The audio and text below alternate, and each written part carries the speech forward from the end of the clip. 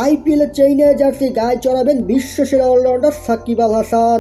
2011 সালে Indian premier league আইপিএলে অভিষেকের পর কলকাতা নাইট রাইডার্স ও সানরাইজ হায়দ্রাবাদের জার্সিতে খেলেছেন এক সময়ের বিশ্বসেরা অলরাউন্ডার সাকিব আল হাসান। তবে আসন্ন আইপিএলের মৌসুমে তাকে দেখা যেতে পারে নতুন এক ফ্র্যাঞ্চাইজিতে।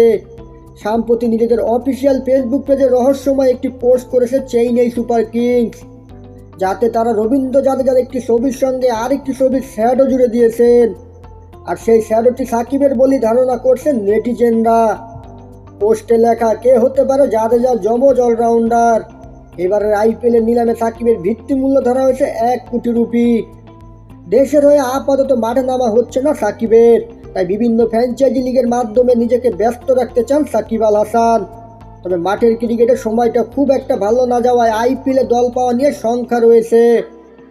তবে চেন্নাইয়ের এই পোস্টের পর সাকিব ভক্তরা আশায় বুক বেঁধেছেন। প্রিয় তারকাকে আবারও আইপিএলের মাঠে দেখার সম্ভাবনা উচ্ছ্বাস প্রকাশ করছেন তার ভক্তরা। সাকিবের আইপিএল রেকর্ড একেবারে মন্দ নয়, বিশেষ করে কলকাতা নাইট রাইডার্সের জার্সিতে।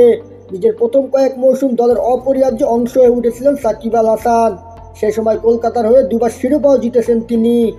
সব মিলিয়ে এখন পর্যন্ত আইপিএলে 71 ম্যাচে সাকিবের রান 793, বল হাতে উইকেট নিয়েছেন 63টি। সৌদি আরবের জেদ্দায় 24 ও 25 নভেম্বর অনুষ্ঠিত হবে আইপিএল 2025-এর মেগা নিলাম। সাকিব আল হাসান ছাড়াও এই তালিকায় রয়েছেন বাংলাদেশে আরও 11 ক্রিকেটার। হায়দার আহমেদ, খেলার খবর।